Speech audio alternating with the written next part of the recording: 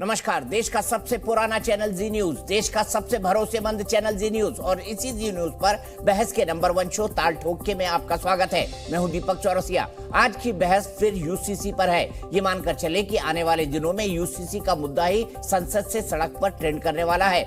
उत्तराखंड में यूसीसी की drafting committee ने आज बताया कि उसने कितनी बैठकें और कितने लोगों से बात करके यूसीसी का ड्राफ्ट बनाया है। उत्तराखंड के यूसीसी में क्या है, सूत्रों के हवाले से हम पहले ही बता चुके हैं, इसलिए आगे बढ़ते हैं जो उस यूसीसी पर बात करते हैं जिसे मोदी सरकार लाने की तैयारी कर रही है। पहले अनुच्छेद 370, फिर अयोध्या में राम मंदिर। बीजेपी अपने 3 वचनों में से 2 पहले ही पूरे कर चुकी है और दोनों ही 5 अगस्त को पूरे हुए थे। 5 अगस्त 2019 को 370 खत्म किया था और 5 अगस्त 2020 को राम मंदिर का शिलान्यास किया था। इसीलिए अटकलें तेज है कि आने वाली 5 अगस्त को तीसरा वचन भी पूरा होना है, यानी यूसीसी का ऐलान होना तय है। इस अनुमान की एक वजह सरकार के काम की स्पीड है। 3 जुलाई को मंत्रिपरिषद की बैठक है और उसी दिन संसद की स्थायी समिति ने भी एक बैठक बुलाई है जिसमें कानून मंत्रालय और लॉ कमीशन के अधिकारी शामिल होंगे। संसद का मानसून सत्र 17 या 20 जुलाई से 10 अगस्त तक चलेगा माना जा रहा है। उसी के पहले सरकार 5 अगस्त को यूसीसी पर कोई फैसला ले लेगी। लेकिन क्या इतनी जल्दी यूसीसी पर फैसला संभव है? क्योंकि मामला अभी लॉ कमीशन के पास है, फिर ड्राफ्टिंग कमेटी के पास जाएगा, वो ड्राफ्ट बनाकर कानून मंत्रालय को देगी। कानून मंत्रालय क्रॉस चेक करेगा कि कहीं यूसीसी दूसरे कानूनों से क्लैश तो नहीं कर रहा। उसके बाद बिल होम मिनिस्ट्री में जाएगा, वहां के बाद कैबिनेट से अप्रूव होगा, तब जाकर संसद में टेबल किया जाएगा। जानेंगे कि सरकार भले ही यूसीसी को पास नहीं करा पाई, लेकिन लोकसभा में अगर पेश भी कर दिया तो ये 2024 में विपक्ष को कैसे डेंट करेगा, ये सोचना बहुत दिलचस्प होगा। ये भी जानेंगे कि यूसीसी को इतनी जल्दी में लाने की सूरत में सरकार और बीजेपी की तैयारी क्या है। जाहिर है सरकार नहीं चाहेगी कि सीए, एनआरसी और कृषि कानूनों के दौरान जिस तरह के विरोध का शाहीन बाग खड़ा हुआ था वो न हो। सुप्रीम कोर्ट ने बार बार कहा है, सुप्रीम कोर्ट डंडा मारती है, कह रही है कॉमन सिविल कोड लाओ, लेकिन ये वोट बैंक के भूखे लोग। हमारे लिए सौभाग्य की बात है कि जो बाबा साहब भीमराव अंबेडकर जी ने संविधान में जिन बातों का प्रावधान किया, धारा 44 में जिसका उल्लेख किया है, वो लागू करने के लिए उत्तराखंड राज्य को अवसर मिल रहा है।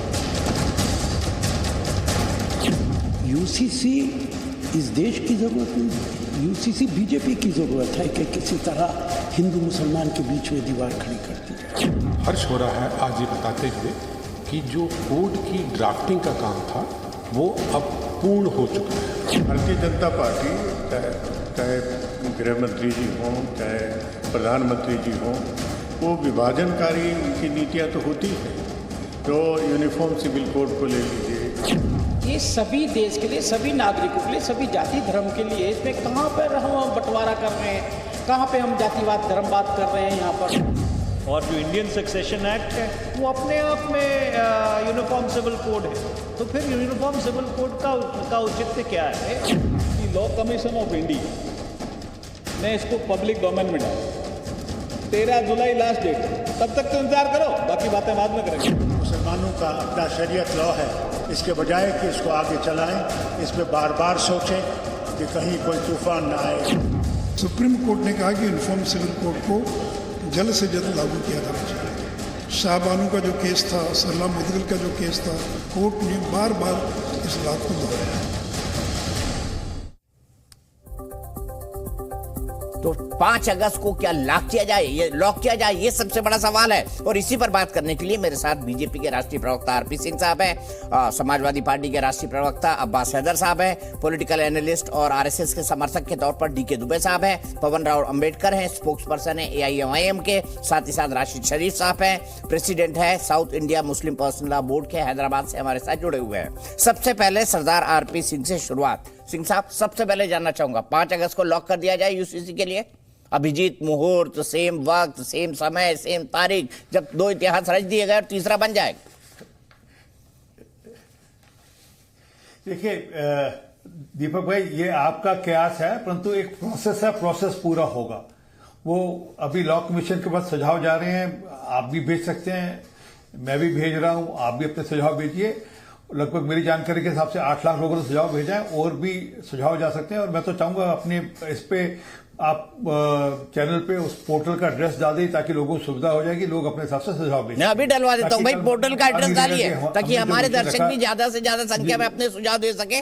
मैंने तुरंत इंप्लीमेंट करा दिया। आरपी सिंह साहब, अभी मैं पोर्टल का नाम भी पढ़ूंगा। सिंह साहब जी, बहुत अच्छी बात है। और उसमें जो आपके पोर्टल को पढ़कर डाले वो लिखे कि मैंने जी का पोर्टल पढ़कर डाला, ताकि लोगों तक ध्यान भी जाएगा कि जी टीवी कितना पॉपुलर है हमारा, तो और आपका शो कितना पॉपुलर है। परंतु जो विषय है कि इसमें इतना बवाल क्यों है? अगर बेटियों को, बहनों को बराबर का अधिकार मिले, अगर चाइल्ड मैरिज हमारे सिस्टम में जिसको चाइल्ड मैरिज कहते हैं वो बंद हो, वो आप किसी धर्म के रहते हुए आप उसका लाभ लेते हुए बच्चे की शादी ना करें। 15 साल का बेटी की शादी बच्चे की शादी मानी जाती है। जहाँ बेटियों को और जहाँ इवन मर्दों को गोद लेने का अधिकार एक जैसा हो, आपके विरासत का जो आपको हिस्सा मिलना है उसका अधिकार एक जैसा हो। कल मेरी बेटी और किसी और की बेटी में कोई अलग अलग फर्क ना हो। मेरे परिवार में अगर बेटी, कोई मुसलमान वाली बेटी कोई शादी कर आ जाए और मेरी बेटी में कोई फर्क ना हो, दोनों को एक जैसा अधिकार हो, इसमें क्या फर्क है? हम क्यों बार बार इस बात को छेड़ते हैं कि नहीं ये किसी धर्म के विरोध में है? ये बेटियों के अधिकार के लिए, महिलाओं के अधिकार के लिए है। परंतु क्योंकि एक चश्मा पहनना है, बवाल खड़ा करना है, इसलिए बवाल खड़ा करना है। और निरंतर कोर्ट 1985, 1995, 2015 निरंतर, और अभी हाल में भी कोर्ट निरंतर कह रहा है कि इसकी सरकार को चिंता करनी चाहिए। हाँ, उन लोगों को दिक्कत है जो चाहते हैं कि ट्रिपल तलाक क्यों हटाया जाए, जो चाहते हैं ट्रिपल तलाक ना हटाया जाए, या जो चाहते हैं कि चार्टर शादियां ना हो करे। मुझे कहते अच्छा नहीं लग रहा। कल परसों एक चैनल पे डिबेट पे एक सज्जन कह रहे थे कि अगर एक बीवी से बच्चा ना हो तो दूसरी लाओ करे, दूसरी से ना हो तो तीसरी लाओ करे, तीसरी ना करे चौथी ना। तो एक बिटिया थी वहां बोली कि अगर यही छूट हमको भी दे तो आप, तो उसका कोई जवाब नहीं बन पा रहा था उनसे। तो ये सब बेवजह की जो चीजें हैं, और ये जो सब जातियों और धर्मों के जो बेसिक सिविल कानून है, इसमें एक और स्पष्ट कर दूं, इसमें आप शादी के संसार करेंगे उससे फर्क पड़ने वाला नहीं है। मैं अनंत कारज से शादी करूंगा, या कोई कॉन्ट्रैक्ट मैरिज करेगा, या कोई किसी वेद को पढ़कर करेगा, ये सब फर्क पड़ने वाले में नहीं है। वो आपकी सब कुछ वैसे रहेगा। परंतु हाँ, शादी रजिस्टर कैसी होगी वो इशू है सिर्फ, और उसमें मुझे लगता नहीं कि कोई दिक्कत है। और सबसे बड़ी बात है कि इस देश में मिनॉरिटी कौन है, इस पर भी चर्चा होनी चाहिए। मेरा मानना है ये जो मिनॉरिटी के नाम पर हल्ला किया जाता है उसमें भी चर्चा होनी चाहिए। मूल मिनॉरिटी तो हम है, 1.4% या 1.5% बचे हम लोग को आज देश के अंदर। जो 15% है वो तो सेकेंड मेजोरिटी है। वो तो हिंदुओं के बाद सबसे बड़ी मेजोरिटी वही है। मेजोरिटी तो क्रिश्चियंस हैं, सिख्स हैं, जैन हैं, ये मिनॉरिटीज है देश के असल में है मिनॉरिटी। अगर किसी के अधिकारों का हनन होगा तो हमारा होगा, हमें चिंता करनी चाहिए, ना कि उनको जो कि नंबर 2 की मेजोरिटी है। ठीक है, मैं यहीं से आगे चलता हूं। अब्बास हैदर साहब, मेरा सीधा सवाल, क्या कॉमन सिविल कोड मुसलमानों के विरुद्ध है? देखिए दीपक भाई, बहुत स्पष्ट बात है। यहाँ पे सवाल सिर्फ मुसलमानों का नहीं है, यहाँ पे सवाल ट्राइबल्स का भी है, यहाँ पे सवाल खासी जाति का भी है, जैतिया का भी है, गौरा भी है, बहुत सारी जातियाँ हैं। मेघालय, नॉर्थ ईस्ट की, झारखंड की, ट्राइबल्स की, और बहुत सारे व्यक्तिगत कानून हैं इस देश में। और मुझे लगता है हमारा देश जो विविधता में एकता के लिए जाना जाता है, जहाँ पे अनेकों भाषा, जात, धर्म, अलग अलग लोग रहते हैं और उस साथ में मिल करके रहते हैं, मुझे लगता है भारतीय जनता पार्टी को ये बात नहीं सूझती। भारतीय जनता पार्टी की जो राजनीतिक रोटियां हैं उस पे नहीं सेक पाती।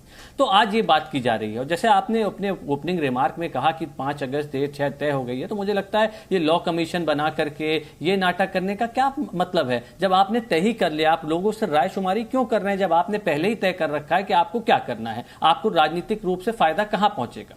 भाई आज देखिए 4 साल से देश में अब्बास साहब गलत क्या कर रही है अगर बीजेपी ऐसा कर रही है? अगर जनसंघ के टाइम से उनके मूल एजेंडे में है भाई सवाल, जनसंघ के टाइम से वो इसी बात का तो खा रही है कि हम कॉमन सिविल कोड लाना चाहते हैं, 370 हटाना चाहते हैं, हटा दी, राम मंदिर बनाना चाहते हैं, बन गया।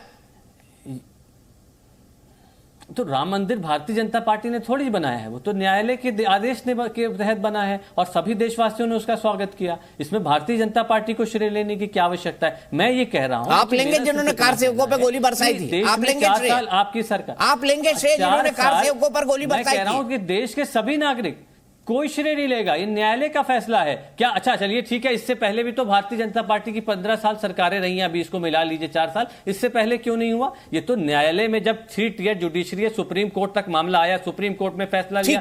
आप वादे करते रहिए, कितने साल से वादे कर रहे हैं। मेरा सिर्फ ये कहना है कि देखिए 4 साल तक देश में लॉ कमीशन नहीं था, लॉ कमीशन ने पिछली रिपोर्ट में कहा ना ये आवश्यक है ना उपयुक्त है, हम सब जानते हैं, फिर अभी एकदम से आवश्यकता उपयुक्तता क्यों लगने लगी? क्योंकि भारतीय जनता पार्टी की जो छोटा छोटा रखते हैं, जैसे हरप्रीत सिंह साहब ने छोटे से बड़ी शॉर्ट एंड स्वीट अपनी बात की, छोटा छोटा रखते हैं। डीके दुबे साहब, छोटा जवाब आपसे भी चाहूंगा। उनका कहना है कि इसकी कोई जरूरत नहीं है। जब पिछले लॉ कमीशन ने कहा था कि इसकी अभी प्रासंगिकता नहीं है, जरूरत नहीं है, तो अभी एकदम से क्या एकाएक जरूरत आ पड़ी? डीके दुबे साहब जवाब दीजिए।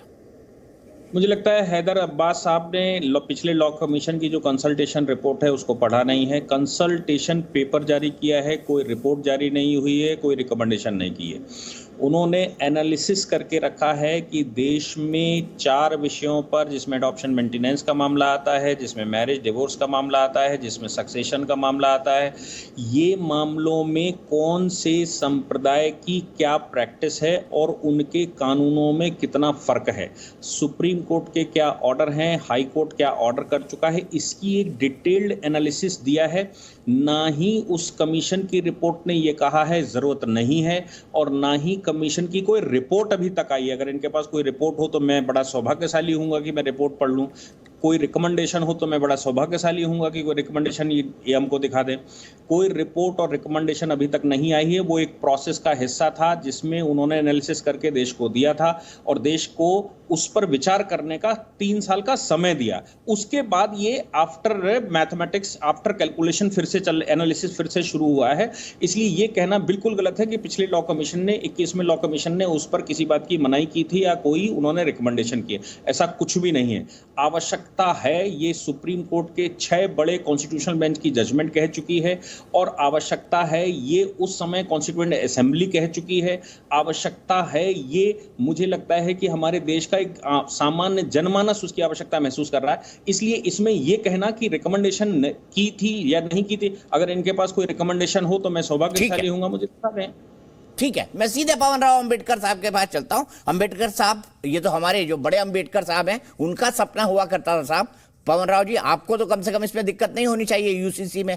और जैसा कहा, 6 कॉन्स्टिट्यूशन बेंच का जजमेंट है, 6 बार बार कह रही है डीके दुबे साहब, और मेरे प्रोड्यूसर अखिल शर्मा ने भी मुझे पॉइंटर भेजा है कि हाँ, सुप्रीम कोर्ट और हाई कोर्ट के बार बार कहने पर सरकार ये कर रही है। बहुत बहुत शुक्रिया दीपक साहब। अब कानून की बात हो रही है तो कानून से ही शुरू करते हैं।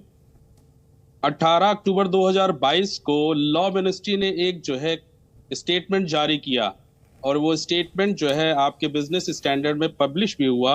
No direction can be issued to the parliament to frame UCC. Centre ने ये डायरेक्शन गाइडलाइन इशू की हैं। The law ministry told the supreme court that the court can not direct parliament to frame और enact any law as it sought to dismissal the PIL. जितनी भी PILs file की गई थी UCC के लिए, उनको सबको रिजेक्ट करते हुए लॉ मिनिस्ट्री ने कहा। और मैं लेटेस्ट एक अपडेट आपको देता हूं कि किरण रिजिजू साहब ने फरवरी 2, 2023 को एक स्टेटमेंट क्लियरली कहा, no decision on implementing uniform civil code as of now. तो ये तो कानून की बात है। अब आते हैं जो प्रैक्टिकलिटी है, जो इस देश में जो एक फैलाया गया है, जिस तरह से रुख दिया गया है यूसीसी का। आपने बाबा साहब की बात की है, तो बाबा साहब ने 1946 से हिंदू कोड बिल को लाने का प्रयास किया और इस देश में महिलाओं को मान सम्मान दिलाने की लेकर के पूरा प्रयास किया। अब आपको मैं 2 तस्वीरें आपको दिखाता हूं। उन तस्वीरों को इस देश को देखना चाहिए कि किस तरह से बाबा साहब का विरोध किन लोगों ने किया है। और ये तस्वीर आप देखिए, जिसमें बाबा साहब जब हिंदू कोड बिल ला रहे थे और उस पर डिस्कशन चल रहा था, तो ये कार्टून छपा था 18 मार्च 1949 को, और उसमें साफ साफ कहा गया था कि ऑर्थोडॉक्स ब्राह्मण्स हैं, उन्होंने महिलाओं को जो अधिकार मिलने चाहिए थे उन अधिकारों का विरोध किया। अब मैं 4 नाम अंबेडकर साहब, यही तो इस देश की खूबसूरती है। विरोध हुआ लेकिन फिर भी हिंदू कोड बिल आया और हिंदू कोड बिल माना जा रहा है। यस, अब आप सुनिए, अब आप बारीकी सुनिए। हिंदू कोड बिल के आधार पर 4 कानून लाए गए। The Hindu marriage act 1955, the succession act 1956, the guardian and minority act आया 1956 में, और उसके साथ साथ जो है एक एक्ट और आया, आप नाम भी सुन लेंगे, the adoption and maintenance act. और इसकी मैं धारा बता दे रहा हूं, इसकी द हिंदू मैरिज एक्ट की हमारे बीच में डीके दुबे साहब हैं, वो भी सुने। 2 धाराएं, धारा नंबर 2 जिसके सब सेक्शन ABC, उसमें आप देखेंगे कि 21A जो कहता है कि इस देश में लिंगायत, वैष्णव और जो ब्रह्म समाज, प्रार्थना समाज और आर्य समाज वो हिंदू के अंग होंगे। इसके अलावा जैन, बुद्धिस्ट और सिख भी इसके अंग होंगे। मुस्लिम, क्रिश्चियन, पारसी और जूस के अलावा इस देश के जितने भी लोग हैं वो हिंदू लॉ के अंतर्गत आएंगे। लेकिन खूबसूरती अब देखिए क्या कॉन्ट्रडिक्शन है।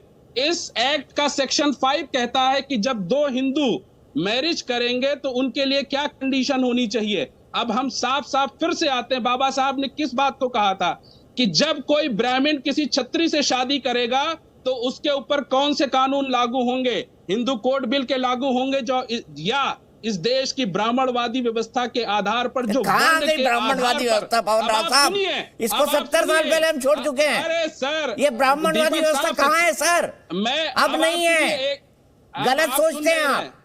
अब आप सुन लीजिए, एक वीडियो सुनिए। निश्चलानंद स्वामी ने से एक व्यक्ति ने प्रश्न किया, धैर्य से सुनिए। उन्होंने कहा कि जब कोई ब्राह्मण लड़की किसी छत्री से शादी करेगी तो क्या होगा, क्या इसमें जो है वर्ण संकरता आएगी?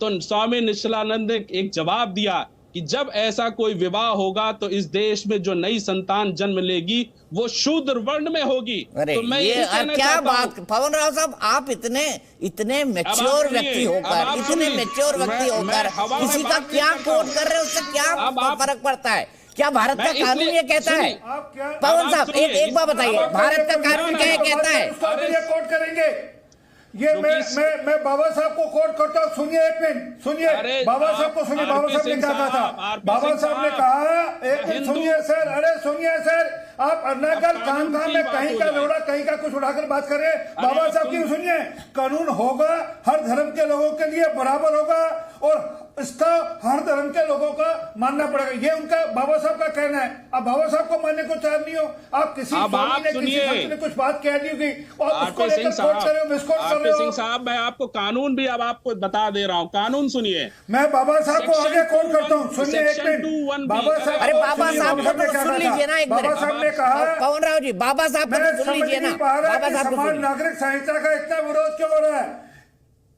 वो कहते कि मैं समझ नहीं पा रहा था कि बाबा की समान नागरिक संहिता का इतना विरोध क्यों हो रहा है, ये सवाल क्यों पूछा जा रहा है। ये बाबा साहब ने भी कहा था कि इसका विरोध क्यों हो रहा है, उन्होंने पूछा कि इसका विरोध क्यों हो रहा है। आप बिना बात के कहीं से कुछ उठा लाएंगे, कुछ बात करेंगे। दीपक साहब, मैं जवाब देना चाह रहा हूं। कह दी होगी, वो कहानी का पता नहीं कितना सच है कितना सच नहीं है, पर आप माफी चाहता हूं, आप नहीं जानकर लोगों को उकसा रहे हैं। पवन राव साहब, जिस तरह की, आप बताइए, आपके बेटी को, ना मैं एक बात कहना चाहता हूँ पवन राव जी, यहाँ पर मैं एक बात कहना चाहता हूँ और बहुत सीरियसली कहना चाहता हूँ। आरपी भाई, मेरी बेटी को एक जैसा अधिकार मिलना चाहिए, मिलना चाहिए। जवाब मेरा आप सुनिए, मैं कानून के ना एक मिनट पवन राव जी, आप आगे जाइएगा। जिस तरह का कंफ्यूजन फैला रहे हैं उसका असर क्या है? आप लोग जिस तरह का कंफ्यूजन फैला रहे हैं उसका असर क्या है? मुझे एक व्यक्ति ने फोन करके पूछा, सुनिए पवन राव जी, मुझे एक व्यक्ति ने फोन करके पूछा कि भाई साहब यूनिफॉर्म सिविल कोड आ जाएगा तो क्या हमको पूरे देश में सब लोगों को एक समान यूनिफॉर्म पहननी पड़ेगी? यूनिफॉर्म कपड़ों की बात कर रहे हो। ये देखिए, ये फैलाए गए कंफ्यूजन का नतीजा है। लोग पूछ रहे फोन करके कि क्या हमको एक जैसी यूनिफॉर्म पहननी पड़ेगी? पवन राव जी, इसीलिए कहीं का ईट कहीं का रोड़ा, भानुमति ने कुंभा जोड़ा, वो काम मत करिए। सच्चाई नहीं सुनेंगे इस अब सर सुन लीजिए ना। अब आप दरअसल क्या है ना, जब मुख्य बिंदु आते हैं तो आप लोग उसमें जो है पॉइंट आउट करते हैं। आप बोलिए, एक मिनट बिना रुके बिना टोके आपको बोलने का मौका दे रहा हूं मैं। शुक्रिया। जब इस देश में यूसीसी आएगा तो क्या इस देश में जो Hindu marriage act, the succession act, the adoption and maintenance act, the guardian and minorities act क्या अबॉलिश कर दिए जाएंगे? क्या इसके सहित हिंदू मैरिज एक्ट जो है, इसका सेक्शन 1A जिसमें सिख, जैन, बुद्धिस्ट को हिंदू कहा गया है, क्या इनकी महिलाओं को, इनकी जो लड़कियां हैं, इनको अधिकार मिलेगा कि स्वच्छंद रूप से किसी भी हिंदू के अंदर ही, हिंदू कैटेगरी के अंदर ही विवाह करने की क्या इनको जो है राइट्स मिलेंगे?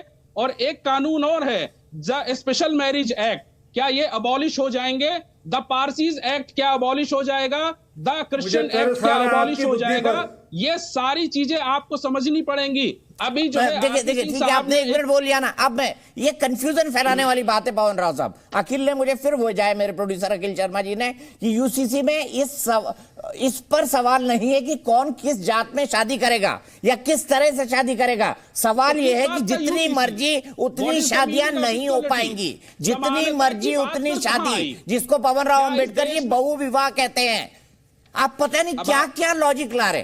अरे सर आप सुनिए, दीपक साहब सच्चाई सुनिए। उत्तराखंड का आपने कहा कि वहां का कोर्ट तैयार हो गया। उत्तराखंड में जैन सौर बाबर हैं, और देहरादून की एक महिला है रज्जो, जिसको 5-5 विवाह करने का जो है मजबूरी में करनी पड़ी। क्या वहां का उन्होंने सर्वे कराया है? इन्होंने कोड बना लिया पवन राव जी, महिलाओं के ऐसा ना करिए ना पवन राव जी। एक कोई आइसोलेटेड केस बनाकर उसको 140 करोड़ की जनता का ट्रेंड बना दे, कम से कम ये ना करिए। आपसे ये उम्मीद नहीं करता मैं, AIMIM से करता हूं, वो करेगी, पर आप समझदार आदमी हैं। एक आइसोलेटेड केस हुआ इस देश में शाहबानों का, और पूरे तरह से इस देश में धर्म के नाम पर नफरत फैलाई गई। क्या मुस्लिम महिलाओं के साथ अत्याचार होता है? देवदासियों के साथ मंदिरों में किस तरह से अत्याचार होता है? उन महिलाओं की आप जो है पीड़ा समझ सकते हैं। मैं डीके दुबे साहब के बात करता हूं। डीके दुबे जी, क्या ये पैरेलल कंपैरिजन हो सकता है कि देवदासी के साथ ऐसा होता था, सिर्फ मुस्लिम महिलाओं के साथ ऐसा नहीं होता? कोई रज्जो नाम की महिला है जिसको 5-5 शादी करनी पड़ी, क्या इसको हम एक पैरेलल ड्रॉ कर सकते हैं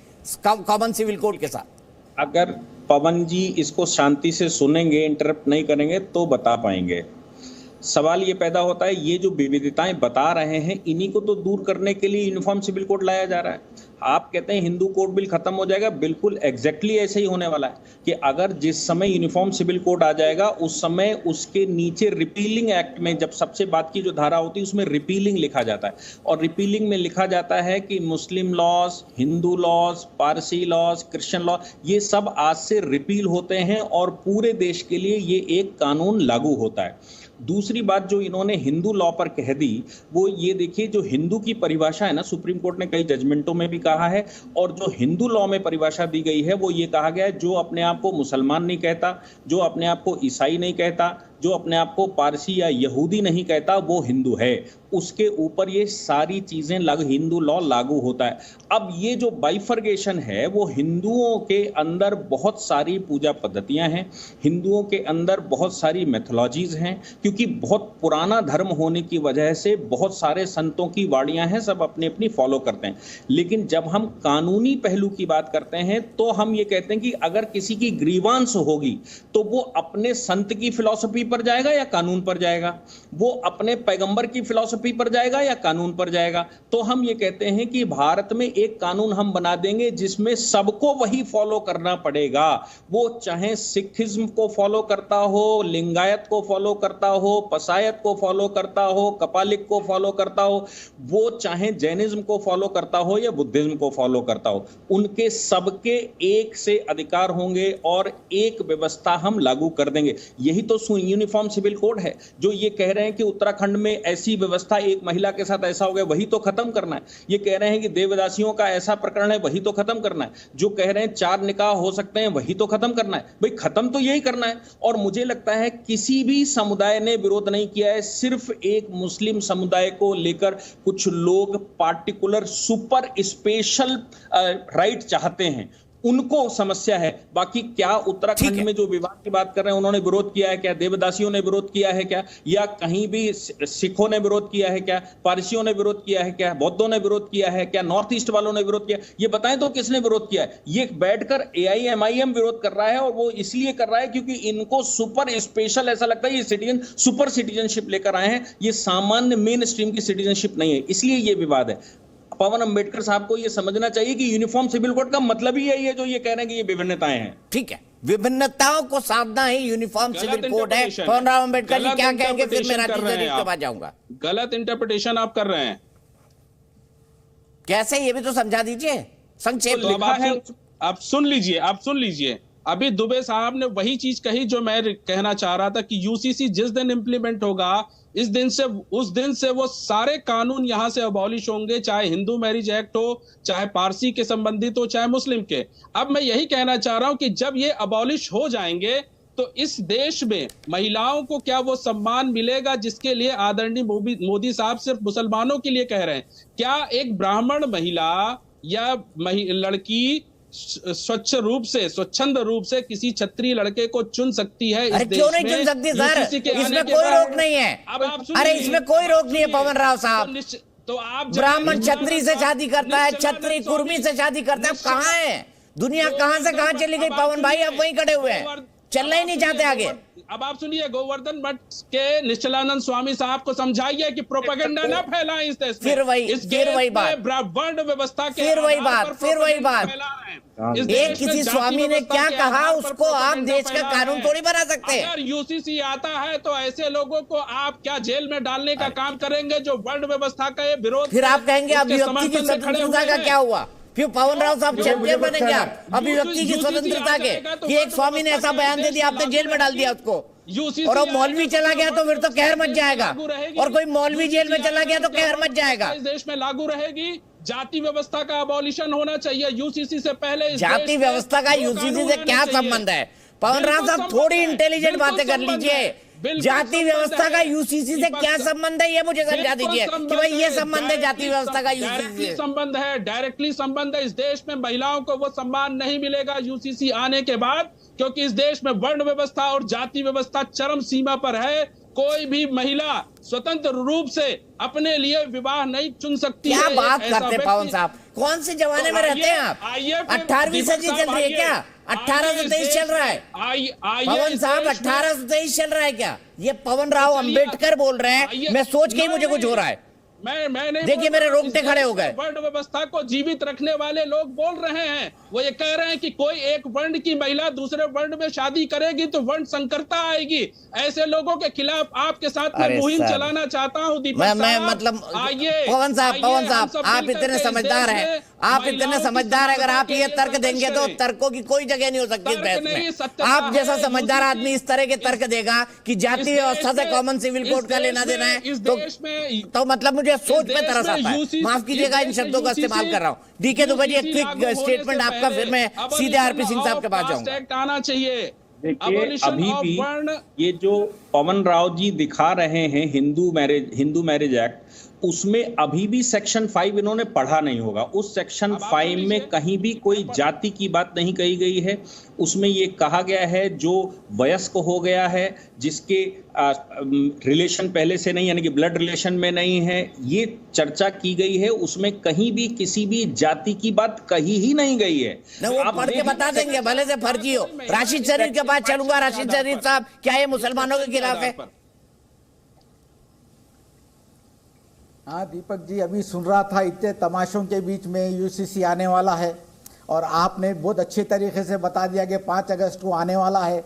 चलिए सर, बहुत पूरा संभावना बताइए राशिद साहब, टू बी वेरी प्रिसाइज। हमने संभावना बताइए। दीपक जी, आप जो 5 अगस्त की बात करें, आप जरा सोच समझ के करिए। आप 40 करोड़ मुसलमान हैं यहाँ पे, 40 करोड़ मुसलमान। ये लाया जा रहा है सिर्फ मुसलमानों के लिए।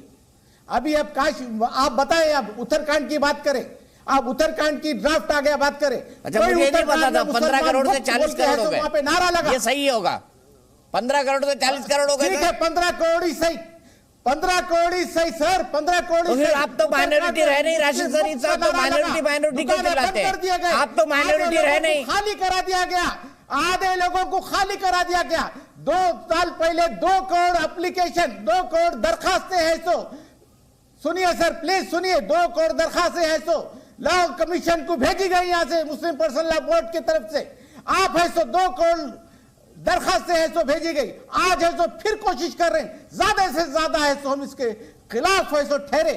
ये सिर्फ एक्ट जो आ रहा है। राशिद शरीफ साहब, पानी रखा हुआ है अगल बगल में। आप बताइए, ना हिंदू खुश है ना क्रिश्चियन खुश है। किसने बोल दिया आपको हिंदू कुछ नहीं है? ना मुसलमान। किसने बोल दिया? किसने बोल दिया हिंदू कुछ नहीं है? की इबादत है। राशिद शरीफ साहब, किसने बोला आपको हिंदू कुछ नहीं है? सर अभी सुन रहा था मैं, अभी मैं सुन रहा था हिंदू। अरे वो AIMIM वाले हिंदू है भाई, ये सर आप वो AIMIM वाले हिंदू हैं। सबका साथ बताइए, पहले आप सबके साथ पे आइए, पहले सबका साथ हमारे प्राइम मिनिस्टर का वादा है, सबका साथ सबका विकास, सबका विश्वास सबका प्रयास, ये भी उनका नारा है। उसके हाँ वो कहा है, वो भाई तो सिर्फ यही तो है ना कि सब एक साथ आगे बढ़े, कॉमन सिविल कोड लाकर, यही तो प्रयास कर रहे हैं वो। अरे सर सबका साथ सबका विकास, कहाँ है विकास? मुसलमानों का विकास कहाँ है? नहीं है। रोटी कपड़ा मकान नहीं चाहिए सर। अच्छा, हमारे मजहब में दखल अंदाजी बिल्कुल बर्दाश्त नहीं होगी। आपको प्रधानमंत्री उज्ज्वला योजना की गैस मिल रही है?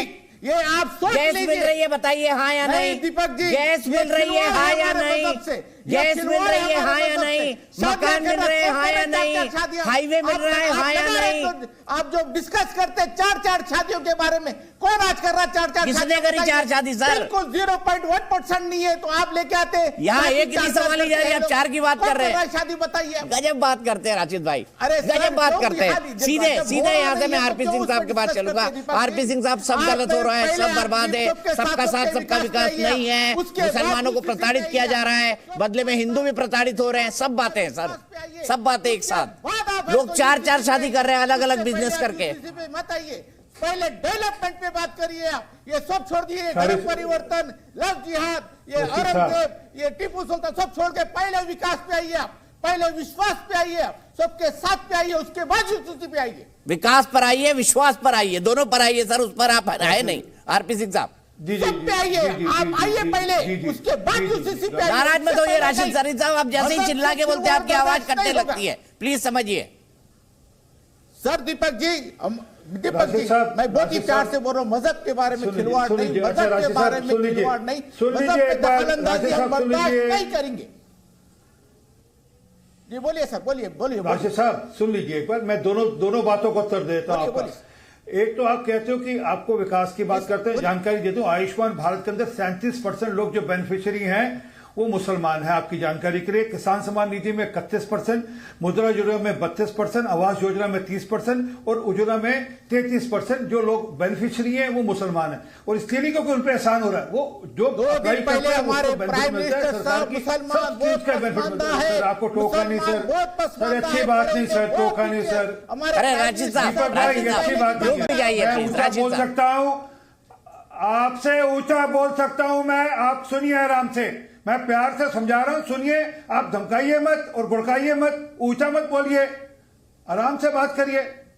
तो भारत सरकार की जो स्कीम्स है वो सबको नहीं मिलती है, उसमें मुसलमानों को ज्यादा लाभ इसलिए मिल रहा है कि मुसलमान ज्यादा अप्लाई करते हैं। हम ये नहीं कह रहे कि उनको कोई ज्यादा अप्लाई करते हैं, 15% से कम पॉपुलेशन है और 30% से ज्यादा के लगभग लाभ मिलते हैं। एक बात ये स्पष्ट आनी चाहिए। और ये जो बार बार कह रहे कि हमारे पर्सनल लॉ में हस्तक्षेप नहीं होना चाहिए, तो सर आप सबके सब बैंक से लोन लेते हो, जब बैंक में एफडी रखते हो तो आपको तो ब्याज लेने देने में मना है, एक आप ब्याज का लेन देन नहीं कर सकते, फिर बैंक से ब्याज क्यों लेते हो आप लोग? जब बैंक को ब्याज क्यों देते हो आप लोग? मना कर दीजिए, हम नहीं लेंगे बैंक से ब्याज। और दूसरी बात, अगर लागू ही करने तो फिर पूरा का पूरा लागू करिए ना। यहाँ पर चोरी करने पर कोड़े पड़ते हो, जहां कुछ और करने पर हाथ काट दिए जाते हो, तो जहां गला काट दिया जाता हो तो फिर सब कुछ लागू होगा, आईपीसी भी पलटा जाएगा। सर दुनिया बहुत आगे बढ़ गई है आज, दुनिया की बेहतरी के लिए मैं तो चाहूंगा ये कानून लागू होना देशों में। सर अरे सर एक मिनट सर, सुनिए सर, यूसीसी दुनिया के सब मुसलमान देशों में लागू है। आपकी जानकारी के लिए, ट्रिपल तलाक 90 साल पहले इजिप्ट से, मिस्र से हटा दिया गया था, आपके सिर्फ हमारे यही लागू चलता था। इसलिए दुनिया बदल गई। दुनिया आज 1823 में नहीं, 2000 जो दीपक भाई ने कहा 2023 कर दे रहा है, इसलिए 2023 में जीना सीखें साहब। आपको भी वैसे अधिकार मिलेंगे जैसे मुझे मिलते हैं, या मुझे भी वैसे अधिकार मिलेंगे जैसे आपको मिलते हैं। सबके लिए एक जैसे हो, क्या बुरी है? आपकी बेटी को भी वैसे अधिकार मिले, मेरी बेटी को मिले, उसको बच्चा ना हो, गोद लेने का अधिकार होना चाहिए। अगर आपको बच्चा, आपके बेटी को बच्चा ना हो तो उसको गोद लेने का अधिकार होना चाहिए। ये बता दीजिए, क्या आपकी बेटी कोई का जो शोर है वो 4 शादियां कर रही, ये छूट होनी चाहिए क्या? फिर उस लिहाजे से तो आपकी बेटी को भी 4 छोड़ करने की छूट हो जानी चाहिए। तो ये सब पुरानी बातें हैं, आगे बढ़िए, दुनिया आगे बढ़ गई और दुनिया में कहीं भी अब अलग से अधिकार नहीं है। यूनिफॉर्म सिविल कोड अमेरिका में भी है, यूरोप में भी है और मुसलमान देशों में भी है, जहां पे इस्लामी देश है वहां पर भी है। गोवा में भी है सरदार तो फिर जी, दिल्ली में क्या दिक्कत है? गोवा में दिल्ली में क्या दिक्कत है? देश में क्या दिक्कत है? बताइए ना, दिल्ली और देश में क्या दिक्कत है? गलत चीजों को आप है तो इसको मिसाल बनाएंगे। आप खुद ही बोल रहे गोवा में है तो फिर गलत कहां से हुआ भाई? गोवा में क्या दिक्कत है? आपकी बात बढ़ा रही मैंने। गोवा में क्या दिक्कत है? गाय काट नहीं सकते तेलंगाना में, गोवा में काट सकते क्या? एक कानून है। बीफ का क्या लेने देना? आप बीफ खाइए, कौन रोक रहे आपको बीफ खाने से? शराब बंद है, कौन रोक रहे हैं? कोई रोक छोड़ा रहे हैं आपको? आपको बीफ और बकरी खाने थोड़ा रोक रहे हैं। हाँ, परंतु आपकी बेटी के साथ अच्छे 15 साल की बेटी की शादी ठीक है, मैं अब्बास हैदर साहब के पास जाता हूँ। अब्बास साहब पकड़ा तो माटा ले। 15 साल चलिए राशिद साहब रुक जाइए। राशिद साहब प्लीज रुक जाइए, प्लीज रुक जाइए। लगातार बीच में मत बोलिए राशिद साहब, ये कोई डिबेट का अच्छा तरीका नहीं होता। लगातार मत बोलते रहिए राशिद शरीफ साहब, लगातार मत बोलते रहिए। अभी भी आप बोल रहे हैं लगातार, सुन लिया करिए राशिद शरीफ साहब। हमको डर हो रहा सर, बस और कुछ भी नहीं। डर है आपको तब इतना बोल रहे हैं। अरे काहे को डर रहे हो? डरे हुए आप इतना बोल रहे हैं, जब ना डरे हुए तो क्या करेंगे? फैलाने का आपके कुछ हमको मिल जाएंगे। हिंदू मुसलमान को नफरत फैलाने के लिए लारा गया है, सो है ये लारा जा रहा सो है। और डेट में आप मत फैलने दीजिए ना, आ जाने दीजिए। ये बता दीजिए राशिद साहब, इस देश में बेटी की शादी की उम्र 15 साल होनी चाहिए या 21 साल होनी चाहिए? ये तय कर लीजिए पहले, बस इतनी बात बता दीजिए मेरे को। 18 साल होनी चाहिए सर। 18 साल मान गए, अल्हम्दुलिल्लाह, सब मान रहे 18 साल। तो मुसलमानों में 15 साल में क्यों शादी हो जाती है भाई? 14 और 15 साल में क्यों हो जाती है बताइए? मुसलमानों में 14 और 15 साल में क्यों शादी हो जाती है बताइए? कुछ छोड़ो आप, वो पुराने जमाने की बात। अरे देखिए, पुराने जमाने की बात में आ गए आप। मैं तो आज के जमाने की बात आपको बता रहा हूँ। अब्बास हैदर साहब, मेरा बड़ा सीधा सवाल है, मेरिट पर एक ऑब्जेक्शन बता दीजिए। यूसीसी इसलिए नहीं आना चाहिए, ये मुसलमानों वाला मुद्दा छोड़ दीजिए, मेरिट पे बता दीजिए यूसीसी इसलिए नहीं आना चाहिए। अब ये मत बोलना बेरोजगारी है, महंगाई है, ये है, वो है, देश से ध्यान बटाना चाहते हैं और इसलिए यूसीसी लाया जा रहा है। और मुसलमान का मुद्दा और कोई नहीं बता रहा है, इसे हिंदू मुसलमान का आप जैसी पार्टियां ही बना रही हैं जो मुस्लिम तुष्टीकरण पर काम करती हैं। देखिए, दुबे जी अभी इस बात का खंडन कर रहे थे कि जो 21वां विधि आयोग है उसने अपनी कोई रिपोर्ट नहीं दी। मैं ये जी न्यूज़ की रिपोर्ट आपके सामने रख रहा हूं, जो स्पष्टता से कह रहा है कि विधि आयोग ने ये कहा ना ये आवश्यक है ना ये वंचित है इस समय। अब पिछले 5-4 साल में क्या बदला वो हम आप सब जान रहे हैं, क्योंकि भारतीय जनता पार्टी की ऑर्गेनाइजर लिख रही है RSS की कि भारतीय जनता पार्टी चुनाव हार रही है, तो ये किया जाएगा। हमारा ये कहना है कि आप directive principle of state policy के आर्टिकल 44 की बात करते हैं, जबकि directive principle of state policies का भारतीय जनता पार्टी ने अपने शासन में सिर्फ गला घोटने का काम किया है। वो अगर सामाजिक न्याय की बात करती है तो आपने अब्बास हैदर साहब, मेरिट पर एक कारण बता दीजिए, मैं आपकी पूरी नहीं आना चाहिए। मेरिट पर एक कारण बता दीजिए कि यूसीसी नहीं आना चाहिए, लॉजिकल बता दीजिए, मैं आपकी बात मान जाऊंगा। मेरिट पर एक कारण बता दीजिए, इसलिए हिंदू मुसलमान मत करिएगा, सरकार की सफलताओं के बारे में मत बात करिएगा, यूसीसी पर बात करिएगा। आर्टिकल 44, मैं उसी बात, आर्टिकल 44 संविधान का मूल ढांचा नहीं है। आर्टिकल 19, आर्टिकल 20, आर्टिकल 21, आर्टिकल 28, 29 ये संविधान के मूल ढांचे हैं। फंडामेंटल जो फंडामेंटल है उससे जो आर्टिकल 44 जो है मूल हिस्सा नहीं है, इसका क्या मतलब होता है? ये तो जब जाने के लिए सीधा रास्ता नहीं मिला तो राइट होके फिर लेफ्ट होके राइट हो जाओ। जो सरकार के लिए सरकार की नीति निर्धारण का दिशा निर्देश देता है उसका हिस्सा है, ये संविधान का मूल हिस्सा नहीं है। जो फंडामेंटल है आज संविधान का बाबा साहब के दिए उसका मूल हिस्सा नहीं है। लेकिन अपेक्षा सरकार से ये की जाती है कि आप इसके लिए काम करें। काम तो आपने किया नहीं, काम करना होता तो आप विधि आयोग का गठन 4 वर्ष पहले करते, चुनाव से पहले क्यों करते? क्योंकि आप जान रहे हैं चुनाव में आप हार रहे हैं तो ऐसे मामले लाए जाएंगे। और directive principle of state policy क्या कहता है? देश में शांति हो, देश में सुरक्षा हो। मणिपुर में क्या हो रहा है? सामाजिक न्याय की बात हो, क्या हो रहा है? आप आरक्षण खत्म करने की बात कोशिशें कर रहे हैं, किस प्रकार से सरकारी नौकरियां खत्म कर रहे हैं, संविदा पे नौकरियां रख रहे हैं ताकि आपको आरक्षण न देना पड़े। तो आप संविधान के मूल ढांचे directive principle of state policy जो सरकार की जिम्मेदारी है वंचितों शोषितों को आगे बढ़ाना, उनका आर्थिक सामाजिक उनको उद्धार करना, ये सरकार की जिम्मेदारी, इसके ऊपर काम नहीं हो रहा है। बात आर्टिकल 44 की होती है जो संविधान के मूल ढांचे से टकराता है। हमारा लीजिएगा। ये कहना है अगर आपको इस पे काम करना था, राजनीति नहीं करनी थी, तो आप पिछले 9 साल से मेरिट पर कुछ नहीं बताया, मेरिट पर कुछ नहीं बताया, जुबानी जमा खर्चा किया आपने। अब्बास साहब सुन लीजिए मेरी बात, मैंने आपको लगातार 2 मिनट बोलने दिया, सुन लीजिए मेरी बात। मुझे हाँ या नहीं में इस बात का जवाब दे दीजिएगा। ये 4 सवाल है मेरे, हाँ या नहीं में जवाब दे दीजिएगा। मैंने आरपी सिंह साहब देख लिया, मैं आपके पास तुरंत आ रहा हूं। बेटी को बेटे बराबर हक मिले, बाप की जायदाद में बराबर हिस्सा मिले, तो इसमें अब्बास हैदर को कोई दिक्कत है क्या? बताइए हाँ या ना। नहीं, हम ये अरे हाँ या ना बताइए। नहीं क्या होता है बॉस? आप उन पक्षों को साथ बैठा लिए ना। हम ये कह रहे हैं कि काय के लिए बैठाइए भाई? इससे दिक्कत है कि बेटी को बेटे का बराबर हक मिले, इससे दिक्कत है आपको? बेटी को बेटे के बराबर हक मिले, इससे दिक्कत है अब्बास हैदर को? नहीं, बेटी को बेटे का बराबर हक मिले, इससे दिक्कत है आपको? हमें तो इससे भी हाँ या नहीं बोलिए ना। बलात्कारियों का माल्यार्पण करते हैं, इससे भी दिक्कत है। एक्सप्लेन नहीं कर रहे हैं सर इस पे। हाँ या ना जवाब देना है, हाँ या ना जवाब देना है। फंस जाएंगे अब्बास हैदर साहब। आगे भी सुन लीजिए, लड़की ग्रेजुएट हो जाए तो क्या प्रॉब्लम है? क्या चाहते हैं कि 15 वर्ष की उम्र में चूल्हे चौकी में लग जाए? अब ये सुनेंगे ही नहीं, इनको पता है फंस जाएंगे तो सुनेंगे ही नहीं। पवन राव अम्बेडकर के पास चलता हूँ। पवन राव अम्बेडकर सबसे बड़ा हिमायती है। अब्बास हैदर साहब ये जुबानी जमा खर्चे वाले स्पोक्सपर्सन, उस दिशा में ऐसा ही बोलना कल बोलना है समाजवादी पार्टी को तो मैं कुछ नहीं कह सकता। पवन राव अम्बेडकर जी मेरे सवाल सुनिए, हाँ या ना में जवाब देना है। बेटी को बेटे के बराबर हक मिले, बाप की जायदाद में बराबर हिस्सा मिले, तो क्या पवन राव अम्बेडकर को दिक्कत है? पवन राव अम्बेडकर को दिक्कत है बेटी और बेटे बराबर हो जाए तो? 1946 से अरे कहां 1946 में चले गए मेरे भाई? अरे सवाल का जवाब दीजिए ना। अब आप सुनिए, चलिए अब हम 2023 में आ जाते हैं। अरे हाँ या नहीं में बता दीजिए ना। अब बिल्कुल, अब आप पहले सुन तो लीजिए। अरे सुनो क्या? मैं तो सीधा सवाल पूछ रहा हूँ आपसे। देश की ऑब्जेक्टिव टाइप सवाल है ये।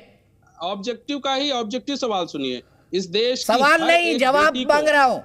अम्बेडकर साहब जवाब। बेटे को बेटी को बेटे का बराबर हक मिले, बाप की जायदाद में बराबर हिस्सा मिले, तो क्या दिक्कत है? नहीं, बिल्कुल मिलना चाहिए। मिलना चाहिए ना, ठीक है। अब आगे आइए, लड़की यहाँ ग्रेजुएट हो जाए तो क्या प्रॉब्लम है? क्या चाहते हैं कि लड़कियों को 15 साल की उम्र में चूल्हे चक्के में झोंक दिया जाए?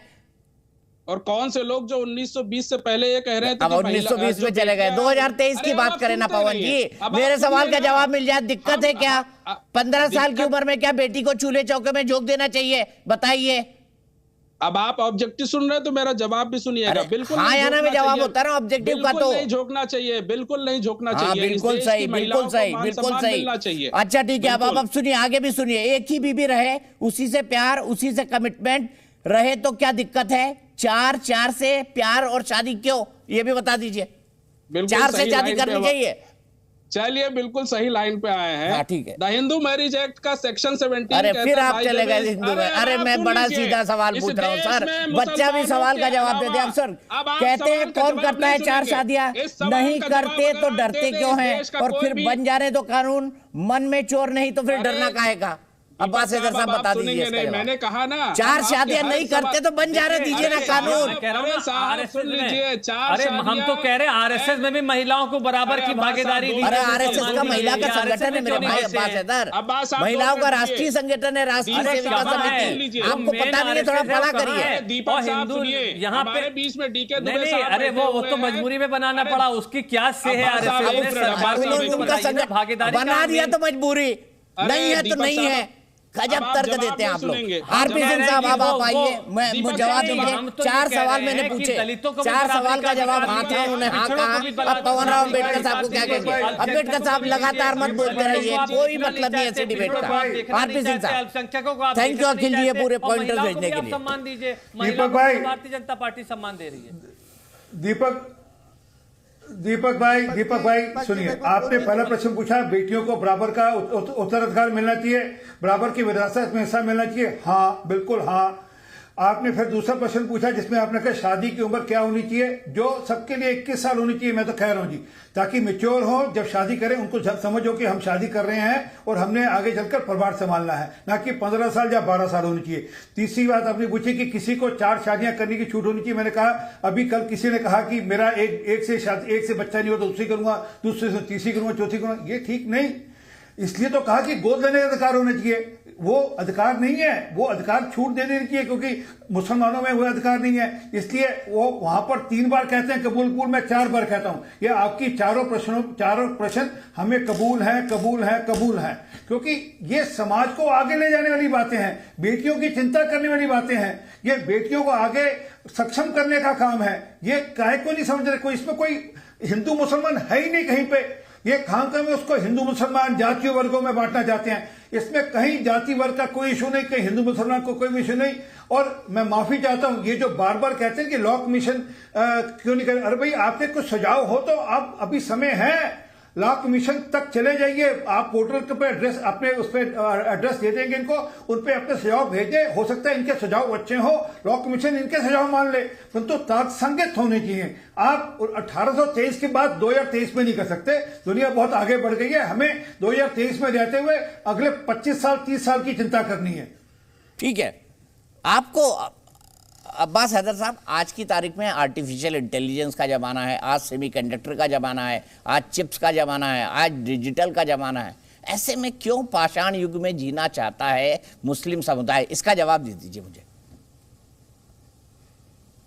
मुस्लिम समुदाय नहीं, स्पष्ट बात है, सरकार हाँ, उनके ठेकेदार जो भी पक्ष हैं, चाहे वो मुस्लिम हो चाहे ट्राइबल्स हो, आप उनको बुला के उनसे बात तो करिए। लॉ कमीशन वही कर रहा है अब्बास हैदर साहब, लॉ कमीशन वही कर रहा है, इंटरनेट पे सुझाव मांग रहा है। लॉ कमीशन तो अभी तक क्या कर रहा था? यहां पे सवाल सरकार की नियत और नीति पे है, क्योंकि सरकार की नियत यूसीसी या सीसीसी नहीं है, इनकी नियत है चुनावी रोटियां सेकना, राजनीतिक रोटियां सेकना। इनकी नियत 2024 है, इसके आगे कुछ नहीं है, इनको किसी कानून से मतलब नहीं है। अगर ये महिलाओं के सम्मान करते होते तो बलात्कारियों के सम्मान नहीं करते।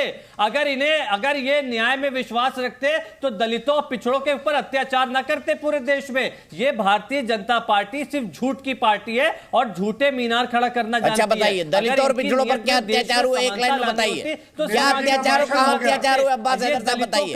दलितों का देखिए, दलितों और पिछड़ों के जो उनका जो रिजर्वेशन है, जो आरक्षण है, वो खाने वाली भारतीय जनता पार्टी है। चाहे 69,000 शिक्षक भर्ती का मामला हो, चाहे पीएसयू को बेचना हो, चाहे सरकारी नौकरियां खत्म करनी हो, रिजर्वेशन न देना पड़े नौकरियों पे। भारतीय जनता पार्टी का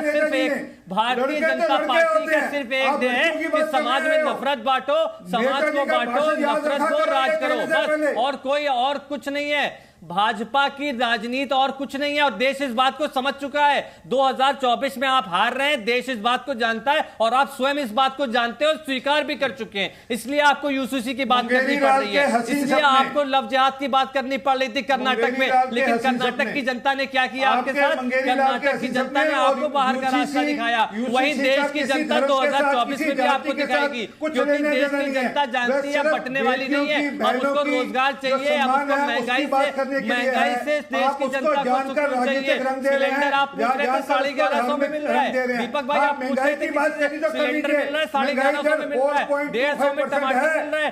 गरीब महंगाई मारे जा रही है देश की जनता को, और आप यूसीसी की बात कर रहे हैं। आप महंगाई की बात नहीं करेंगे, बेरोजगारी की बात नहीं करेंगे, जो आपने डिमोनेटाइजेशन 2 बार किया, सारा काला धन सफेद कर दिया, इसकी बात नहीं करेंगे। स्विस बैंक में आपने देश का काला धन बढ़ा दिया, इसकी बात आप नहीं करेंगे। आप बात नहीं करेंगे 20 करोड़ नौकरियां कहां हैं? अच्छा, दोनों रुक जाइए सर, दोनों की आवाज टीवी पर नहीं जा रही है। मेरा भी गला दुख गया था बोल बोल के। चलिए चलते चलते मैं आपको बता देता हूं, उत्तर प्रदेश जो इस पूरे मामले पर अभी तक चैंपियन है, मैं सबका धन्यवाद करता हूं। प्लीज अब रुक जाइए, प्लीज अब रुक जाइए। पवन राव अंबेडकर, अब्बास हैदर साहब, राशिद शरीफ साहब, बहुत बहुत शुक्रिया। लेकिन कोई अच्छा तर्क लेकर आइएगा कि यूसीसी इसलिए नहीं चाहिए, यूसीसी इसलिए नहीं चाहिए, कुछ तर्क ढूंढिए, निकालिए, सर्च करिए, रिसर्च करिए, कुछ करिए, फैक्ट्री में बनाइए, कुछ करिए, पर लेकर आइए अच्छा तर्क। अभी तक नहीं मिला है।